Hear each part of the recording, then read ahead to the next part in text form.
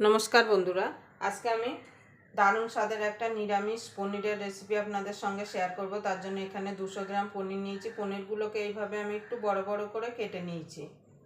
আপনারা আপনাদের পছন্দ মতো কেটে নেবেন আর আপনাদের পরিমাণ মতো আপনারা পনিরটা নিয়ে নেবেন।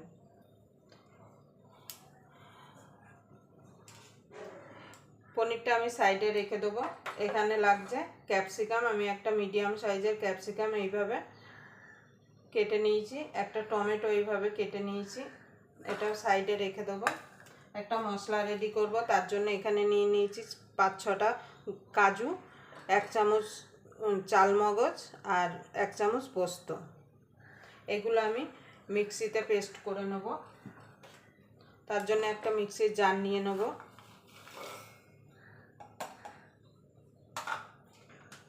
এটাকে আগে শুকনো ঘুরিয়ে নিয়ে আসবো।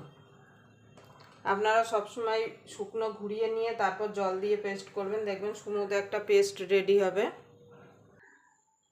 দেখুন বন্ধুরা, আমি শুকনো ঘুরিয়ে নিয়ে এসেছি। এবার জল দিয়ে এটাকে আমি স্মুথ একটা পেস্ট বানিয়ে নেব। আপনারা চাইলে শিলনোড়ায় কিন্তু এটা বেটে নিতে পারেন।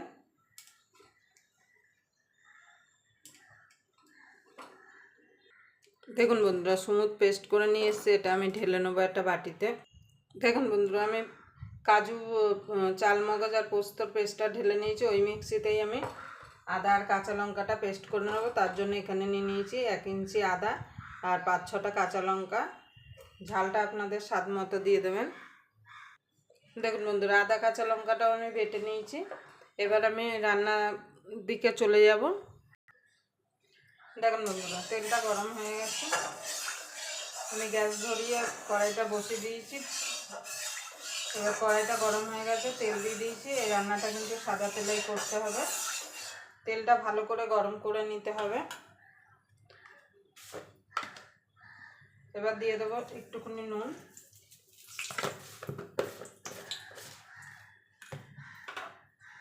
এবার পনিরগুলো দিয়ে পনিরগুলোকে ভেজে নেব। খুব বেশি পনির ভাজবেন না, তাহলে কিন্তু পনির শক্ত হয়ে যাবে। একটুখানি গায়ে রং ধরলেই তুলে নিতে হবে।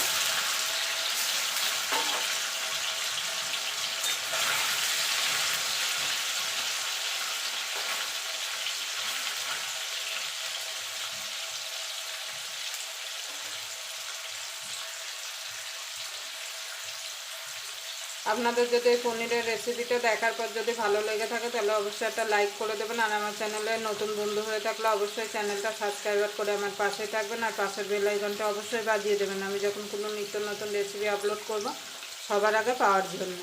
দেখেন বন্ধুরা, পনিরগুলো ভাজা হয়ে গেছে। আমি পনিরগুলোকে তুলে নেবো এবার এক এক করে। দেখেন বন্ধুরা, পনিরটা তুলে নিয়েছি।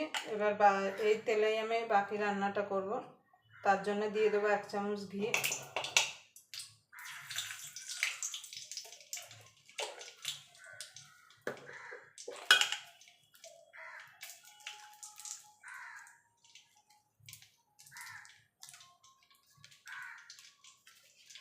ফোড়নে দিয়ে দেবো গোটা গরম মশলা, একটা শুকনো লঙ্কা, একটা তেজপাতা।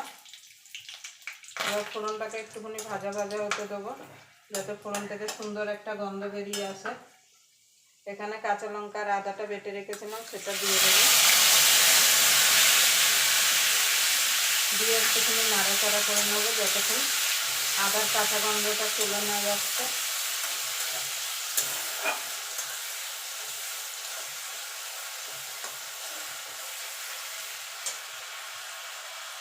দেখুন বন্ধুরা, আদার কাঁচা গন্ধটা চলে গেছে। এবার দিয়ে দেবো জিরের গুঁড়ো। আপনারা চাইলে এখানে জিরে ভেজেও দিতে পারেন।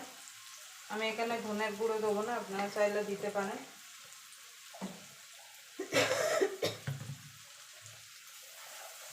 এবার কাজু, পোস্ত আর চালমগজ যেটা বেটে রেখেছিলাম সেটা দিয়ে দেবো।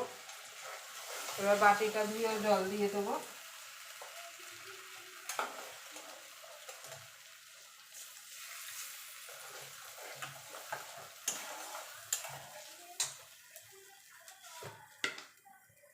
স্বাদ মতো নুন দিয়ে দেবো।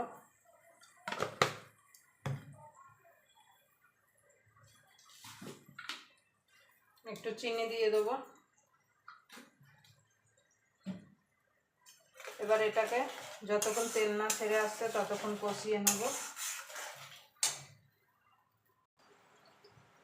দেখুন বন্ধুরা, মশলাটা কষানো হয়ে গেছে, মশলা থেকে তেল ছেড়ে দিয়েছে। এখানে ক্যাপসিকাম টমেটোটা যে কেটে রেখেছিলাম সেটা দিয়ে দেবো।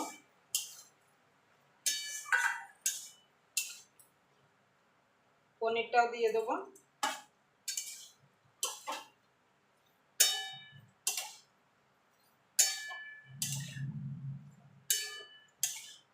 আপনারা এইভাবে পনির বানিয়ে কিন্তু রুটি, পরোটা, নান, পোলাও, ফ্রাইড রাইস সব কিছুর সঙ্গে কিন্তু খেতে পারেন। এবার এটাকে ভালো করে পনির, ক্যাপসিকাম, টমেটো ভালো করে মশলার সঙ্গে কষিয়ে নেব। এখানে দুধ দিয়ে দেবো।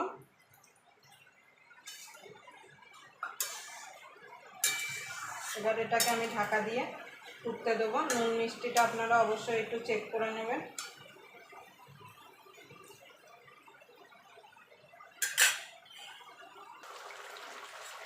দেখুন বন্ধুরা, আমাদের পনিরের রেসিপিটা রেডি হয়ে গেছে। এবার নামানোর আগে একটু ঘি,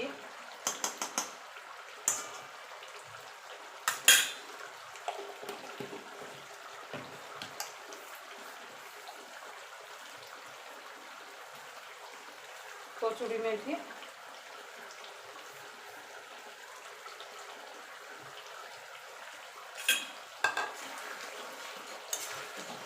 দেখুন বন্ধুরা, কালারটা দেখুন কত সুন্দর এসছে। আপনারা এইভাবে অবশ্যই যে কোনো নিরামিষের দিনে বানিয়ে নিতে পারেন।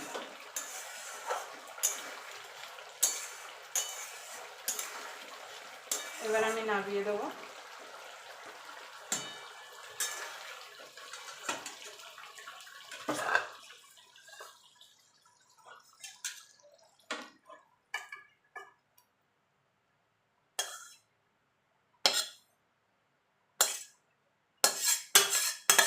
আবার আপনাদের সঙ্গে কোনো নতুন রেসিপি নিয়ে দেখা হবে। ততক্ষণ পর্যন্ত আপনারা ভালো থাকবেন, সুস্থ থাকবেন।